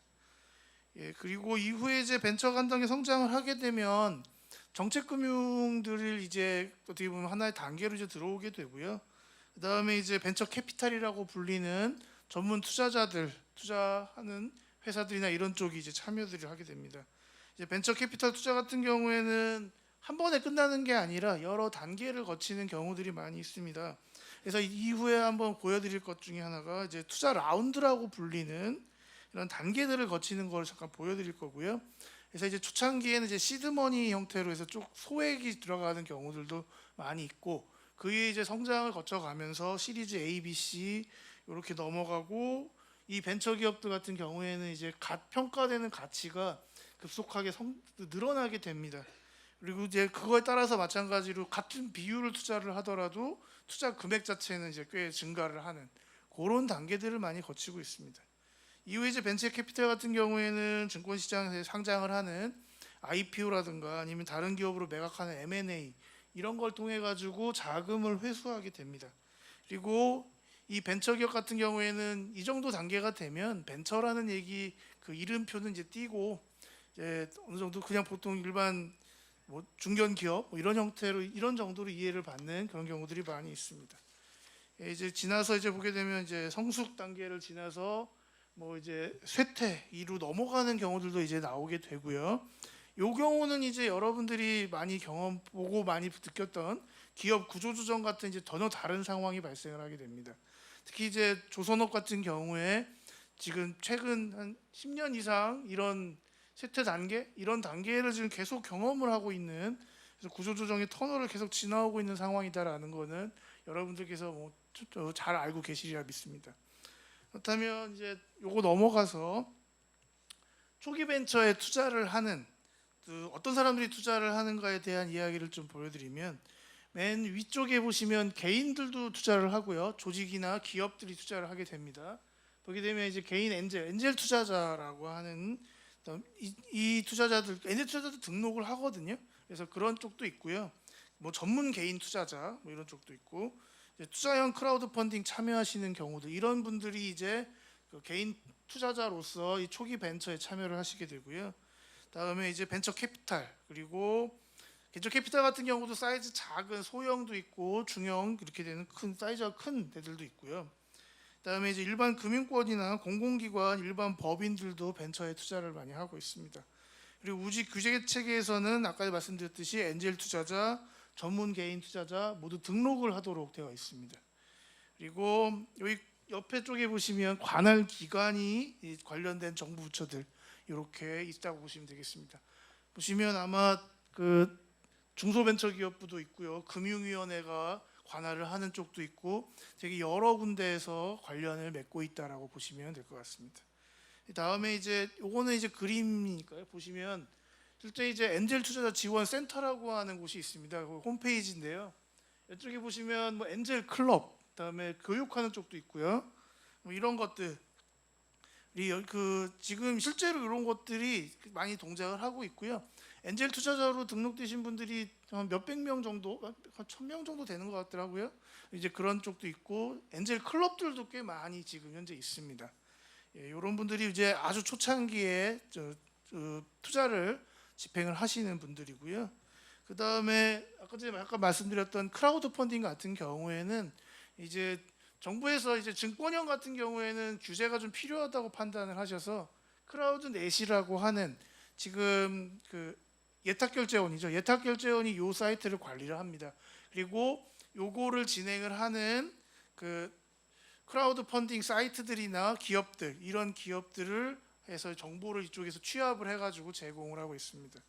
여기 보시게 되면 2016년에 시작을 했고요.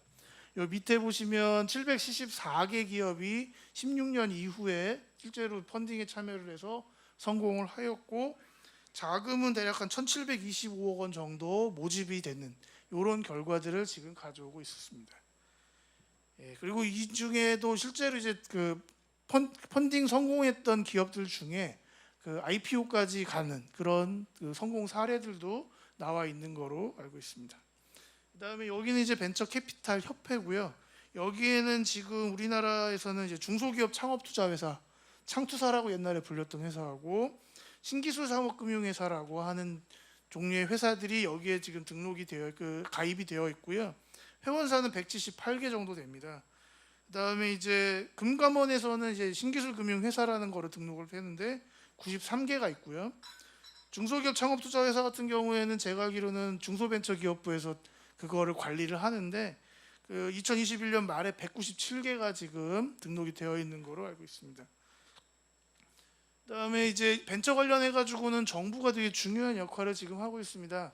이 모태펀드라고 불리는 한국 모태펀드라고 불리는 데다가 정부 부처별로 그 계정을 열어 가지고 거기다가 자금을 공급을 하고 그거를 이 한국벤처투자라고 하는 회사에서 대표로 해가지고 운영을 하고 여기서 이제 개별 창투사들이나 이쪽이 실제 관리를 하는 이런 형태로 지금 진행을 하고 있습니다. 이게 사이즈가 꽤 되고 있는데요. 2021년 말에 7조 2,775억 원 규모입니다. 이 규모가. 그래서 우리나라 벤처 쪽에 거의 웬만한 분야의 벤처들에는 다 투자가 가능한 그리고 그런 대상을 다 하고 있는 그런 게 지금 진행이 되고 있다. 이렇게 보시면 되고요. 해양수산부 같은 경우에도 해양 신산업 관련 기업 투자를 위해서 한국 모태펀드 쪽에 해양 계정이라는 거를 개설을 해서 그쪽에 자금을 공급하고 있습니다. 그다음에 이게 보시게 되면 작년에 이제 전체적으로 그 통계에 나왔던 거인데요. 지난해 이제 창업투자회사 같은 경우에 신규 투자액이 작년 한 해에 7조 6,800억이 넘어가는 규모가 그러니까 투자가 이루어졌습니다. 그러니까 작년까지만 해도 올 상반기까지만 해도 벤처 투자에 대한 그것도 되게 분위기가 되게 좋은 상황이었습니다. 그리고 여기 외에 이제 신기술 사업금융회사 같은 경우에는 작년에 한 8조 원 이상 투자가 이루어졌다 이렇게 집계가 되기도 했었고요. 전체적으로 뭐 이제 스타트업들 보도자료 나왔던 거 작년 보게 되면 한 1,186건에 총 11조 7,287억 원 엄청난 규모의 벤처 투자가 작년 한 해에 이루어졌다. 그런 보도자료도 나왔었고요. 그래서 이제 작년까지는 사실 여러분들 다 아시겠지만 시장 분위기가 상당히 좋았기 때문에 그런 대규모 투자들이 이루어지고 많은 기업들이 투자를 받았었습니다.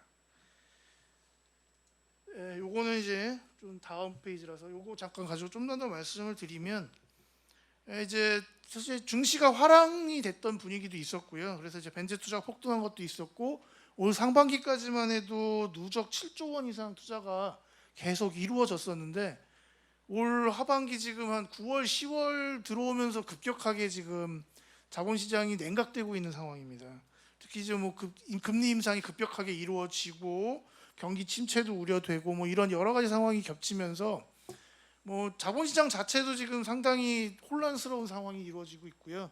그거에 더해가지고 이제 벤처 쪽도 지금 급속하게 지금 투자가 냉각이 되고 있는 상황인 것 같습니다.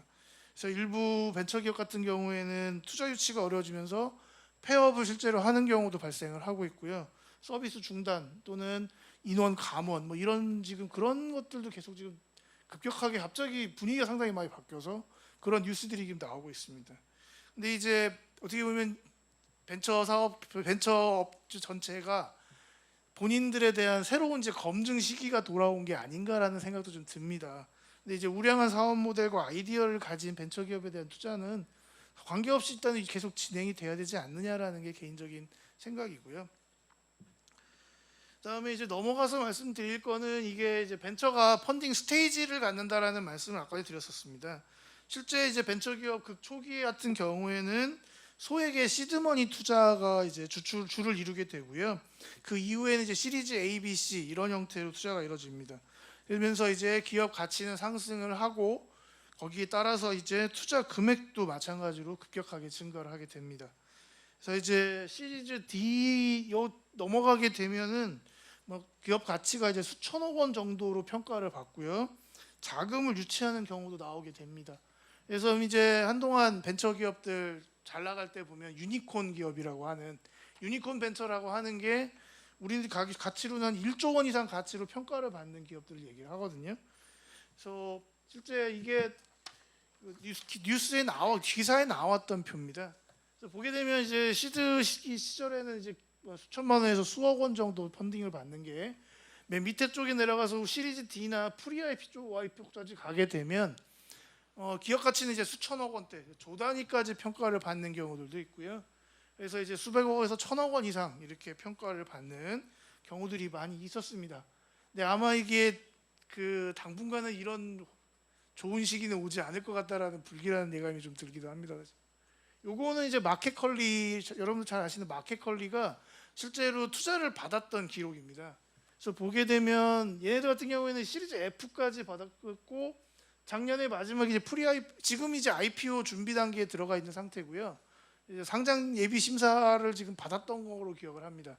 그래서 보게 되면 저기 때 머니 S라고 쓰여 있는데 안쪽에가 가치 평가를 4조 원인가로 평가를 받았더라고요. 엄청나게 큰 가치로 평가를 받고 그때 작은 투자 받은 게 대략 한 몇천억, 2,500억이라고 돼 있나요? 예, 그 정도 그 투자를 받았던 이 시기가 어떻게 보면 벤처 입장에서는 투자받기 제일 좋았던 작년 재작년에 제일 좋았던 시기의 기록입니다. 이게. 근데 이런 식으로 시리즈 A, B, C, D 뭐 이렇게 해서 계속 투자를 받는 이게 일반적이긴 했습니다. 그다음에 이제 이런 여기는 이제 넘어가고요. 이제 몇 가지 케이스들을 좀 말씀을 드리겠습니다. 이제 해양수산부 같은 경우에는 괜찮은 그 해양 관련된 벤처들을 해마다 10개씩 선정을 해서 예비 오션스타라고 하는 그 명칭을 붙여줍니다. 그래서 여기 보게 되면 이거는 올해 이제 선정된 건데요. 종목 그 보게 되면 해양 생명 관련되는 기업들도 있고 항만 물류나 조선 쪽, 뭐 해양 환경 또 이제 어업 생산 가공까지 그러니까 해양 수산과 관련해 가지고 벤처 기업들에 대해서 이런 기업들이 지금 참 좋은 아이디어를 가지고 하고 있다라고 하고 얘들은 성장 가능성이 있는 것 같아라고 이렇게 인증을 해주는 그런 것들이 있습니다. 그리고 이 작년 같은 경우에는 여기에 몇 개는 실제로 아까 전에 봤던 시리즈 B까지 투자를 받은 기업들이 있습니다. 그래서 그 얘기를 좀 이따 말씀을 드릴 거고요. 여기 보게 되면 이 중에 이제 그 빈센하고 더 파이러츠라고 하는 기업 두 개는 시리즈 B까지 그러니까 이제 수백억 수천억 정도 평가를 받는 상황까지 성장을 했고요. 그 다음에 시드로닉스라고 하는 데는 이제 시리즈 A 투자 유치가 성공이 되는 그런 기업들도 있었고요. 그래서 이제 넘어가서 보시게 되면 얘네들은 이제 친환경 전기 수소 소형 선박 제조를 목표로 하는 기업입니다. 얘네들 같은 경우에는 2021년에 실제 이제 예비 오션 스타 기업으로 인증을 받았고요. 그래서 보게 되면 17년에 창업을 했었고 19년에 이제 시드 투자를 받았었고 20년에 시리즈 A 그다음에 작년에 21년 6월에 시리즈 B 유치 이런 것들을 받았습니다. 그래서 이런 식으로 그 성장을 하면서 평가가 계속적으로 증가를 하고 거기에 따라서 더 많은 자금들 유치를 해서 다음 단계로 진행을 하는 이게 일반적인 벤처 기업들의 성장 그 과정이라고 생각하시면 될 것 같습니다.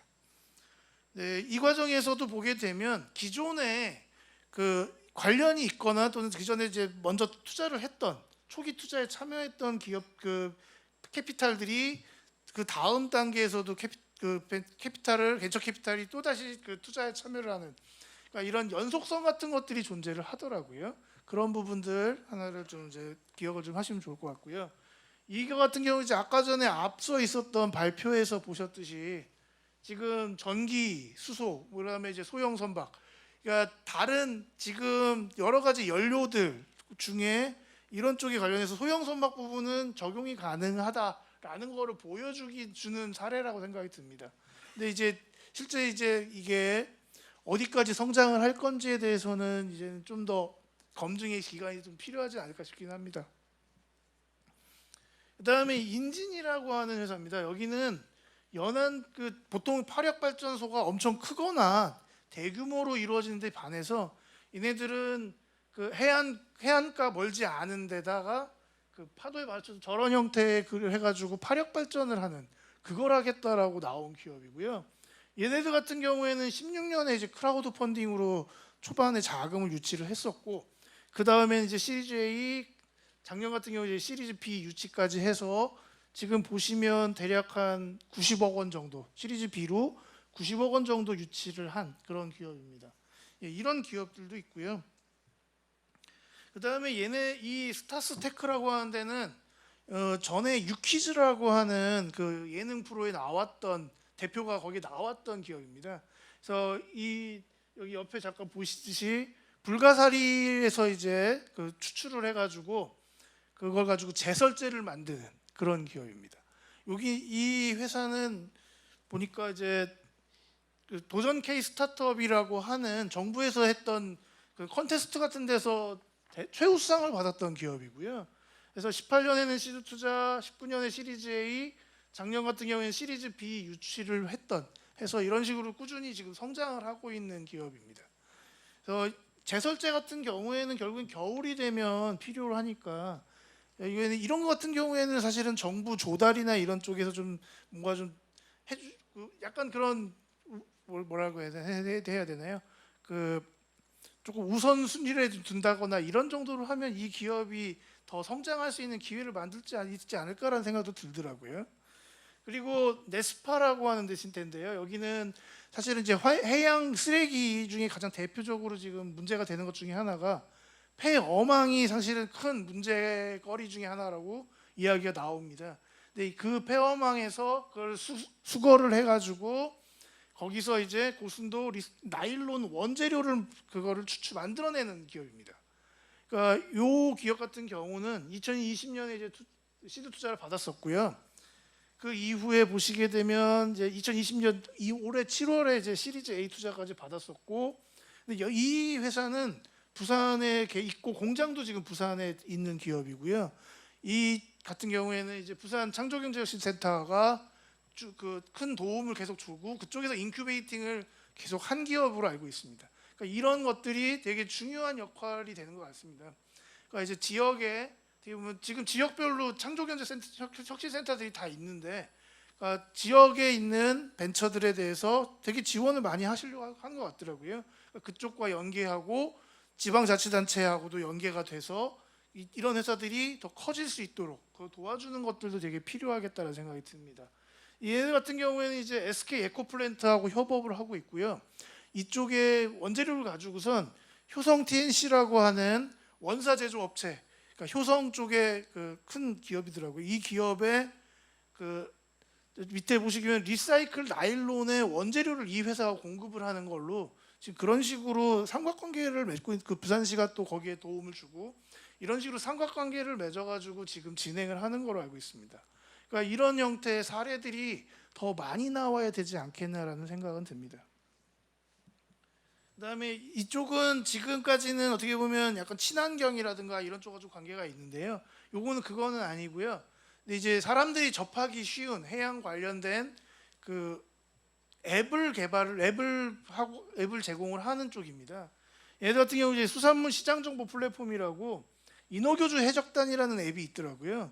그래서 그 앱을 개발을 한 회사인데 얘네 같은 경우에 예비 오션 스타로 지정이 됐었고요. 그 다음에 실제로 2020년 7월 달에 시리즈 B를 170억 원 정도 유치를 하는, 그러니까 그 소위 말하는 플랫폼 업체이긴 하지만 해양수산에 특화된 플랫폼 업체로서 뭔가 그 어떻게 보면 시장에 크게 지금 어떻게 위치를 잡은 그런 기업이고 이제 지속적으로 계속 성장을 하고 있는 기업으로 알고 있습니다. 예, 이런 사례들을 통해 가지고 이런 사례들이 있다라고 하는 걸 좀 보여드리고 싶어가지고 일단 여기까지 말씀을 드렸고요. 다음에 이제 사실은 이제 벤처 투자 관련해 가지고 한 가지만 더 말씀을 드리고 싶었던 게 이 내용입니다. 지금 여기 얼굴 나오시는 분은 지난 정부 때 4차 산업혁명위원회 위원장을 했던 장병규 씨이고요. 지금은 이제 크래프톤이라고 그 배틀그라운드 게임 하는 그 회사의 이사회 의장입니다. 이분이 2017년에 강연했던 내용이거든요. 옆에 있는 내용이.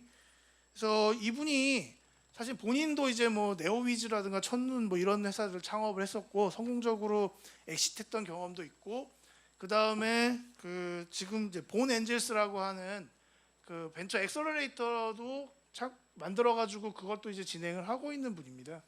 그래서 이제 옆에 이제 있는 내용 중에 중요한 부분만 좀 말씀을 드리면요.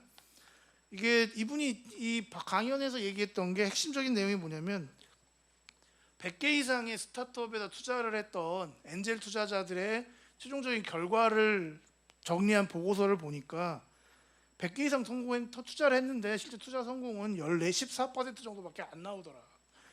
그러니까 그다음에 이제 성공하는 데는 8년 이상 걸렸는데 실패는 한 2, 3년 정도면 판가름이 나더라.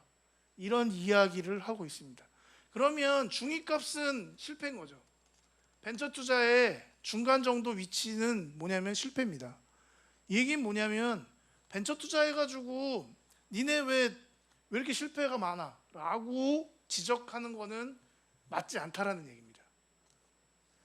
그래서 그 다음에 대신에 이제 뭐가 있냐면 성공했던 한 10개 정도 중에 10몇 개 정도가 성공을 했는데 그중 2-3개가 10배 이상, 투자 금액의 10배 이상 회수를 가져오더라.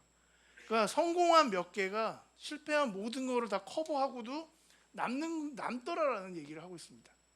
그러니까 이제 결국에는 근데 사실은 이 사람들이 100개 이상의 투자를 할 때 얘는 실패할 거야라고 생각하고 투자할 이유는 없잖아요. 다 성공할 거라고 생각하고 투자를 했는데도 거의 80% 이상은 실패하더라라는 얘기를 하고 있습니다. 그러니까 그만큼 성공이 어렵지만 그럼에도 불구하고 성공하면 엄청나게 크게 성공을 하더라. 그걸로 회수가 되기 때문에 벤처 투자는 계속돼야 된다라고 이야기를 하는 겁니다. 이분의 얘기도 그런 얘기고요. 그런 것들이 이제 다른 쪽도 마찬가지. 국내에서도 보게 되면 그런 식으로 결국엔 성공했던 사람들이 또 다시 투자를 하고 다시 또 창업을 경험하는 이런 경험들이 지금 계속 이어지고 있습니다.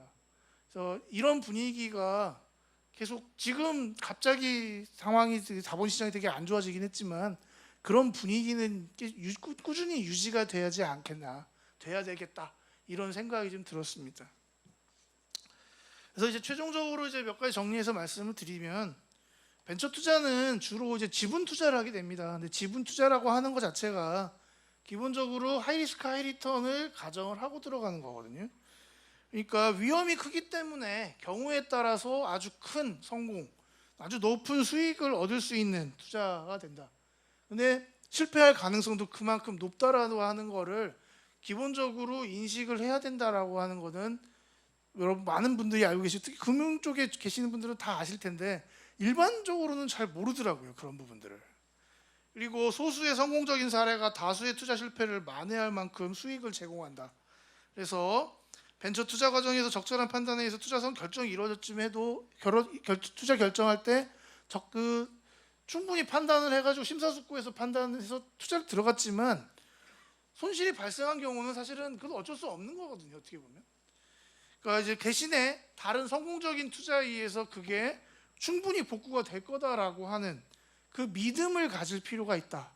그래서 지속적으로 투자는 이루어져야 된다라는 게 개인적으로 생각하는 거고, 그 다음에 실제로 이런 사례들이 그런 걸 보여준다라고 생각을 합니다. 그 다음에 지금 최근에 금융시장 상당히 불안하고요. 그 다음에 이제 미래 성공 바라보면서 벤처기업에 투자를 하는 이런 벤처 캐피탈이나 엔젤 투자자 입장에서 보게 되면 지금 같은 경우에는 사실은 투자를 망설이거나 지금 일단은 투자를 잠깐 좀 멈추는 게 사실은 맞을 수도 있습니다. 그렇지만 벤처 투자는 계속 되어야 된다고 생각을 합니다. 그래야 지금의 어려운 시기를 벤처 기업들이 극복을 하고 다음번에 턴어라운드 됐을 때 이 기업들이 더 성공 확률이 더 높아질 수 있지 않을까. 그래서 투자는 계속돼야 되지 않느냐 이런 생각을 하게 됩니다. 그래서 성공 가능성이 분명히 있는 벤처 기업들이 다만 단지 투자가 안 돼가지고 사업을 접는 일은 좀 없었으면 좋겠다. 그리고 아까처럼 이제 네스파나 이런 데처럼 부산시 지방자치단체라든가 아니면 정부나 이런 데 아니면 이제 부산 창조경제혁신센터 같이 그런 그 지원 조직들 이런 조직들이 충분하게 이런 벤처들의 성공을 위해서 좀 더 열심히 좀 도와주셨으면 좋겠다라는 생각을 하게 됐습니다. 그리고 이제 아까 말씀드렸지만 정부 조달이라든가 지원 사업이나 이런 데서 지금 어려운 시기에 오히려 벤처기업들을 더 도와주는, 그렇게 해서 지금 어려운 시기를 극복할 수 있게 도움을 주시는 게 필요하지 않을까 싶기도 하고요. 그다음에 마지막으로 비록 한 번 또는 두 번 실패를 하더라도 다시 창업에 도전하는 N차 창업자들의 이 사람들이 재기를 돕는 시스템하고 사회 분위기는 정말 필요하다는 생각이 듭니다.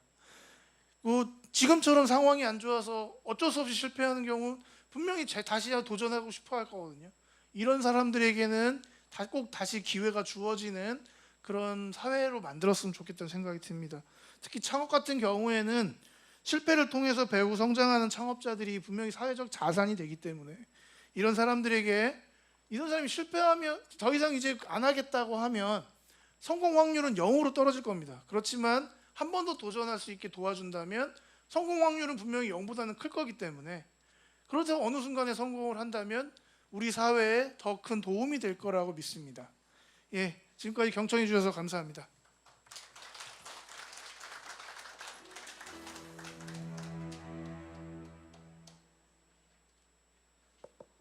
Thank you, Professor Lee. This brings us to the end of the presentations for session 1. Let's give the speakers for session 1 another big round of applause. We will now have a short 10-minute break, ladies and gentlemen. We will start session 2 10 minutes from now at 3:30. And before you leave the room for the break, please fill out the survey and leave it on the table for us to collect. We thank you very much for your cooperation.